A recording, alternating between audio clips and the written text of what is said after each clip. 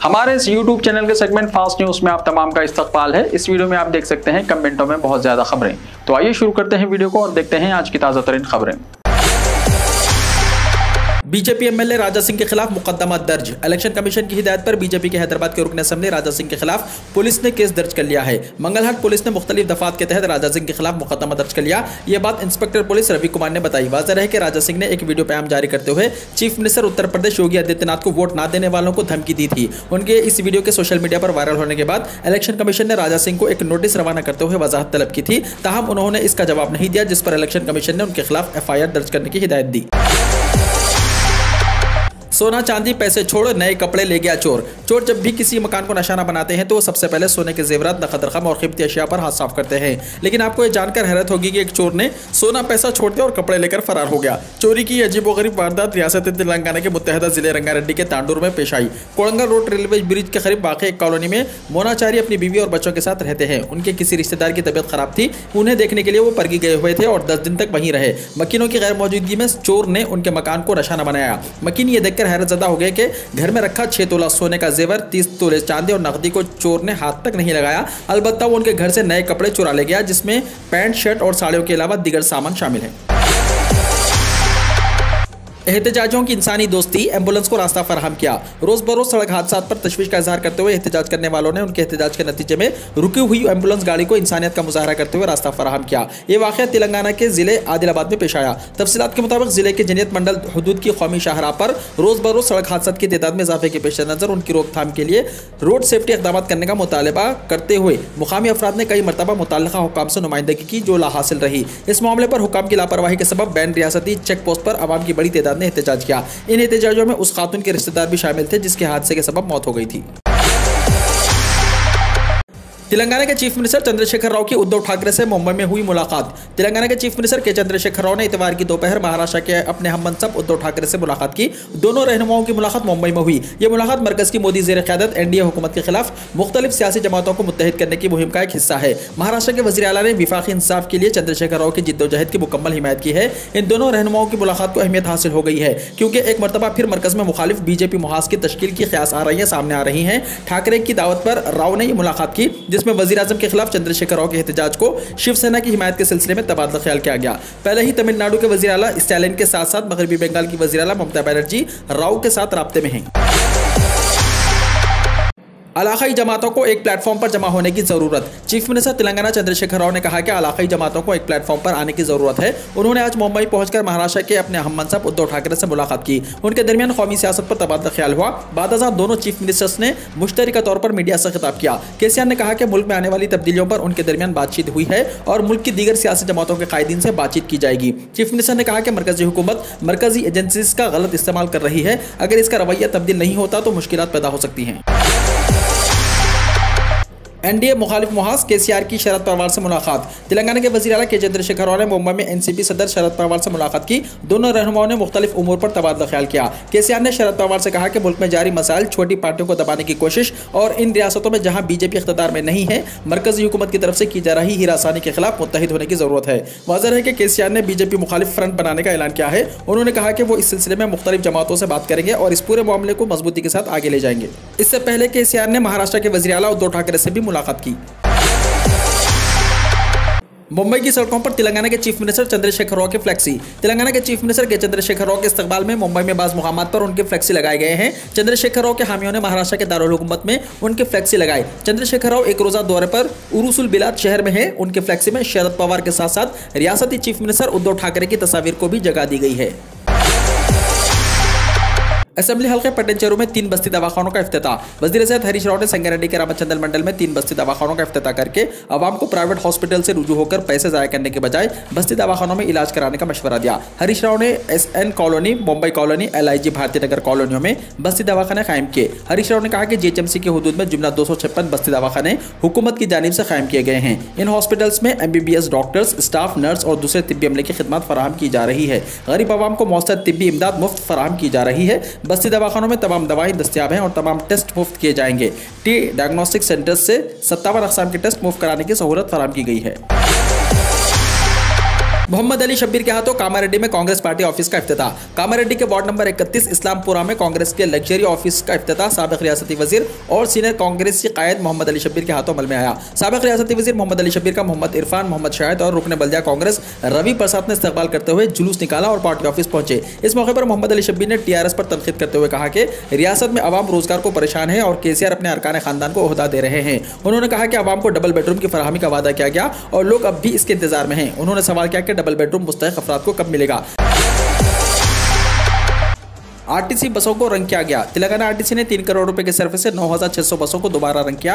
Managing director RTC VC Sajjanar ने एक tweet में कहा कि पहले नामुनासिब पोस्टर्स और मुखर्रब अखलाक इश्तिहारात बसों पर थे, तहम अब इश्तिहारात या पोस्टर्स की इजाजत नहीं दी जा रही है। बसों को रंग करने का काम जनवरी में मुकम्मल कर लिया गया। बसों को दोबारा रंग करने का फैसला आवाम की बड़ी तादाद बिलखुसूस खवातीन से मुशाविरत के बाद किया गया। सज्जनार ने कहा कि कई खवातीन का कहना था कि ऐसे इश्तिहारात और पोस्टर्स की वजह से वो बसों से उतर रही हैं। सज्जनार ने कहा कि चूंकि इश्तिहारात का जिम्मेदार कोई और इदारा था, इसलिए ऐसा होता था। सज्जनार ने कहा कि आरटीसी अपनी खिदमत को बेहतर बनाने की कोशिश कर रहा है। उन्होंने आवाम से ख्वाहिश की है कि वो किसी भी शिकायत के लिए आरटीसी ओहदेदारों से राब्ता करें। मुलाजिमीन के बाहमी तबादलों पर सीनियरिटी खत्म नहीं होगी, जियो में तरमीम करते हुए नया जियो जारी। तेलंगाना हुकूमत ने सरकारी मुलाजिमीन को बाहमी तबादलों पर उनकी सीनियरिटी का तहफ़्फ़ुज़ करने का फैसला किया। हुकूमत ने हाल ही में जारी करदा जियो नंबर 21 में तरमीम करते हुए नया जियो नंबर 402 जारी किया। इससे मुलाजिमीन की सीनियरिटी को कोई खतरा नहीं होगा। साबिक़ अज़ला की बुनियाद पर एक ही जिले में काम करने वाले मुलाजिमीन बाहमी तबादले चाहते हैं, इन्हें बड़ी राहत मिलेगी। मिसाल के तौर पर मौजूदा अज़ला रंगारेड्डी, मेडचल और वखाराबाद में अगर कोई 2 मुलाजिमीन बाहमी तबादला चाहते हैं तो उनकी सीनियरिटी बरकरार रहेगी। तेलंगाना वक्फ बोर्ड के चेयरमैन मोहम्मद सलीम ने अपनी कारकर्दगी पेश की। मोहम्मद सलीम की 5 साला मियाद 23 फरवरी को खत्म होगी। चुनांचे मोहम्मद सलीम ने मीडिया कॉन्फ्रेंस में कहा कि 2016 से 2022 के दौरान तकरीबन 264 करोड़ रुपए इमाम और मौज़नीन, तालीम, तनख्वाहों, कोविड-19 और तदफीन और दिगर में खर्च किए गए। कई अराजियात वापस हासिल की गई, जबकि जदीद तरीन टेक्नोलॉजी का GIS GPS के तहत अराजियात का तहफ़्फ़ुज़ किया गया। उन्होंने कहा कि वक्फ बोर्ड की आमदनी में इजाफा किया गया और मौजूदा वक्त में वक्फ बोर्ड तकरीबन 90 करोड़ की नकदी का मालिक है। मोहम्मद सलीम ने मुंतखब चेयरमैन को मशवरा दिया कि वो आने वाले दिनों में वक्फ बोर्ड, बैंक और अस्पताल के क़याम को अमल में लाएं। तेलंगाना और आंध्र प्रदेश में मौसम की तब्दीली। तेलंगाना और आंध्र प्रदेश में मौसम की तब्दीली शुरू हो चुकी है। दिन के दर्जे हरारत में इजाफा हो रहा है तो रात में कमी दर्ज की गई है। हैदराबाद में मौसम की तब्दीली का असर ज्यादा है। चंद दिन पहले तक भी सर्दी की लहर जारी थी, लेकिन अब सर्दियां कम होने लगी हैं। अजला में भी दर्जे हरारत में बेहतरी आई है। पहले की बनिस्बत सर्दी का असर कम हो रहा है। महकमा मौसमियात ने कहा कि हम चूंकि मौसम गर्मा की सिमत पेशकदमी कर रहे हैं, आइंदा चंद दिनों में दर्जे हरारत में इजाफा होगा और बिलखुसूस मशरक़ अजला में दर्जे हरारत 20 से 25 फरवरी के दौरान 38 डिग्री सेल्सियस दर्ज किया जाएगा और इसी अरसे के दौरान तेलंगाना के दारुल हुकूमत हैदराबाद में दर्जे हरारत इम्कान है कि 34 डिग्री सेल्सियस दर्ज किया जाए। तेलंगाना के लिए 2480 किलोमीटर नेशनल हाईवे मंजूर, जी किशन रेड्डी ने कहा। 31,624 करोड़ रुपए के कामों की तकमील, रीजनल रिंग रोड की भी तामीरात। मरकजी वजीर सयाहत जी किशन रेड्डी ने कहा कि रियासत तेलंगाना को 2480 किलोमीटर नई नेशनल हाईवे मंजूर हुई हैं। गुज़िश्ता 60 साल के दौरान मंजूर न होने वाली नेशनल हाईवे सिर्फ 6 साल में मंजूर हुई हैं। आज हैदराबाद में एक प्रेस कॉन्फ्रेंस से खिताब करते हुए जी किशन रेड्डी ने कहा कि तेलंगाना में नेशनल हाईवे के जाल को तौसीह देने के मामले में मरकजी हुकूमत ने खुसूसी दिलचस्पी दिखाई है। तेलंगाना के तकरीबन तमाम अजला नेशनल हाईवे से मरबूत हो गए हैं। वज़ीर-ए-आज़म नरेंद्र मोदी की क़यादत में ताहाल 75 कौमी शाहराहों की तामीरात मुकम्मल हुई है। तेलंगाना में सड़कों की तामीरात पर 31,624 करोड़ रुपए खर्च किए गए हैं। मज़ीद 15,113 करोड़ रुपए के काम जारी हैं। मरकजी वजीर ने कहा कि रीजनल रिंग रोड को भी नेशनल हाईवे के तौर पर ऐलान किया गया है, जिसके काम भी जारी हैं। बारातियों की कार नदी में गिर पड़ी, दूल्हा समेत 9 हलाक। रियासत राजस्थान में बारातियों से भरी गाड़ी नदी में गिर पड़ी। इस हादसे में दूल्हा समेत 9 अफराद हलाक हो गए। यह हादसा आज कोटा के नयापुरा पुल पर पेश आया, जहां कार चंपुल नदी में गिर पड़ी। इस गाड़ी में दूल्हा और उसके रिश्तेदार सवार थे। पुलिस ने बताया कि सुबह तकरीबन 8:30 बजे पुलिस को हादसे की इत्तला मिली। पुलिस फौरी तौर पर मुकाम हादसे पर पहुंच गई और बचाव और राहत कार्य के काम अंजाम दिए गए। क्रेन की मदद से हादसे का शिकार गाड़ी को बाहर निकाला गया। शादी से चंद घंटे पहले हादसे में होने वाले दूल्हे की मौत के साथ ही दुल्हन और उसके घर वालों पर गम का पहाड़ टूट पड़ा। हिजाब तनाज़ा, मुस्लिम लड़कियों को तालीम से महरूम करने की साजिश, साबिक़ वज़ीर आला सिद्धारमैया ने कहा। बिलाखिर कांग्रेस पार्टी भी अब खुलकर हिजाब के हक में मैदान में कूद पड़ी है। इस मामले पर कांग्रेस ने कौमी मीडिया के सामने आकर यह साबित कर दिया है कि वो अक़लियतों बिलखुसूस मुसलमानों का वोट बैंक होने का खतरा मोल नहीं ले सकती। अपोजिशन लीडर सिद्धारमैया ने यहाँ विधान सुविधा में एक अखबारी कॉन्फ्रेंस से खिताब करते हुए कहा कि बीजेपी हुकूमत हिजाब की आड़ में मुस्लिम लड़कियों को तालीम से दूर करने की कोशिश कर रही है, जबकि तालीम हर बच्चे और बच्ची का बुनियादी हक है। उन्होंने कहा कि हिजाब पिछले कई बरसों से पहना जा रहा है, लेकिन RSS ने पिछले 2-3 हफ्तों से गैर जरूरी पर इस तनाज़े को जन्म दिया है। उन्होंने बताया कि मामला रियासती हाईकोर्ट में ज़ेर समाअत है, अभी हतमी फैसले का इंतजार है। हम गर्मी नहीं नौजवानों के लिए पुलिस में भर्ती निकालेंगे, अखिलेश यादव ने कहा।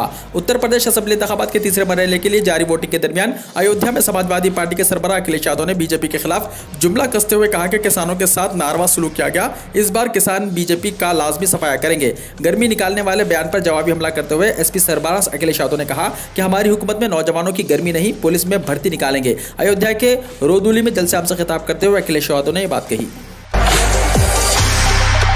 इंतखाबी ज़ाब्ते अखलाक की खिलाफ वर्जी में फंसे अखिलेश, इलेक्शन कमीशन ने लिया असखुद नोटिस। उत्तर प्रदेश में तीसरे मरहले के लिए वोटिंग का अमल अंजाम पा चुका है। समाजवादी पार्टी सरबराह अखिलेश यादव के आबाई जिले सिफाई में भी आज वोटिंग हुई। अखिलेश यादव ने वोट भी दिया और फिर इसके लिए जाते वक्त मीडिया एहलकारों से बात भी की। अब इलेक्शन कमीशन ने मीडिया से बात करने को इंतखाबी ज़ाब्ते अखलाक की खिलाफ वर्जी कहा है। इस ताल्लुक से इलेक्शन कमीशन ने असखुद नोटिस लिया है। हिमाचल प्रदेश में 24 फरवरी तक मौसम खराब रहने का खदशा। एक बार जब हिमाचल प्रदेश में मौसम बदल जाएगा तो बारिश और बर्फबारी शुरू हो जाएगी और उनसे लोगों को शदीद सर्दी का सामना करना पड़ेगा। मौसम में ये तब्दीली वेस्टर्न डिस्टर्बेंस के फाल होने की वजह से आएगी। महकमे मौसमियात की तरफ से जारी करदा पेशन गोई के मुताबिक 22 से 24 फरवरी तक पूरी रियासत में मौसम खराब रहेगा। 22 और 23 फरवरी को येलो अलर्ट जारी किया गया है। इस दौरान मैदानी और वस्त पहाड़ी इलाकों में चंद मुकामात पर गरज और चमक के साथ बारिश का इम्कान है। कनाडा के 3 कॉलेजेस बंद, तलबा का मुस्तकबिल दाव पर। हिंदुस्तान के 3000 तलबा भी शामिल। कनाडा में अचानक 3 कॉलेजेस को बंद कर दिया गया, जिसकी वजह से इन इदारों में ज़ेर तालीम तलबा का मुस्तकबिल दाव पर लग गया। कनाडा के शहर क्यूबिक में वाक़ राइजिंग फ्यूनिक्स इंटरनेशनल, इनके 3 college M college, H Montreal, शेरुबिरुक में CED कॉलेज और लैंगुएल में CCSQ कॉलेज को अचानक बंद कर दिया गया। सबसे ज़्यादा मुतासिर 3000 हिंदुस्तानी तलबा हैं, जिनमें 700 ऑनलाइन क्लासेस लेने वाले तलबा भी शामिल हैं। इन तमाम कॉलेजेस ने खुद को दिवालिया करार दिया है। कॉलेज इंतजामिया के फैसले के बाद हिंदुस्तानी तलबा हिंदुस्तानी हाई कमीशन से रब्ता किया। OIC का भारत में मुसलमानों पर मुसलसल हमलों पर गहरी तशवीश का इजहार। इस्लामी ताउन तंजीम यानी OIC ने भारत की रियासत उत्तराखंड में हरिद्वार में मुसलमानों की नस्लकशी से मुताल्लिक़ हालिया अवामी मुतालबात पर गहरी तशवीश का इजहार किया। उन्होंने सोशल मीडिया साइट पर मुस्लिम ख़वातीन को हिरासा करने के वाक़यात के साथ साथ जनूबी रियासत कर्नाटक में मुस्लिम तालिबात के हिजाब पहनने पर पाबंदी आयद करने की इत्तलात पर भी तशवीश का इजहार किया। जिद्दा में OIC के जनरल सेक्रेटरी ने एक बयान में कहा कि भारत में मुसलमानों और इनकी इबादतगाहों को निशाना बनाने के लिए मुसलसल हमले, मुख्तलिफ रियासतों में मुस्लिम मुखालिफ कानून साजी का हालिया रुझान और मुसलमानों के खिलाफ तशद्दुद के बढ़ते हुए वाक़यात इस मुल्क में इस्लामोफोबिया के फ़रोग़ पज़ीर रुझान की निशानदही करते हैं। मलिका एलिज़ाबेथ दुव्वम कोरोना पॉजिटिव। बरतानिया की मलिका एलिज़ाबेथ दुव्वम के इतवार को कोविड से मुतासर होने की तस्दीक की गई है। बेंघम पैलेस ने इसकी तस्दीक की है। पैलेस ने कहा कि मलिका हल्की सर्दी जैसी अलामत का सामना कर रही थी। वो तिब्बी मदद हासिल करते रहेंगी और तमाम मुनासिब हिदायत पर अमल करेंगी। काबिल ज़िक्र है कि 95 ईयर्स की मलिका ने तख्त पर फायज होने की 70वीं सालगिरह के तौर पर प्लैटिनियम जुबली मनाने का ऐलान किया था। शहजादा चार्ल्स के 2020 में कोरोना से मुतासर होने के बाद रवा महीने के शुरू में दूसरी बार पॉजिटिव होने की तस्दीक हुई थी। बरतानवी मीडिया ने ज़रा के हवाले से बताया कि शहजादा चार्ल्स ने चंद रोज पहले एलिजाबेथ से मुलाकात की थी। वीडियो को लाइक शेयर कीजिए और हमारे इस YouTube चैनल को सब्सक्राइब करते हुए इसके बेल आइकॉन को भी प्रेस कर लीजिए, ताकि ऐसी ही ताज़ा तरीन खबरों का नोटिफिकेशन सबसे पहले आपको मिलता रहे।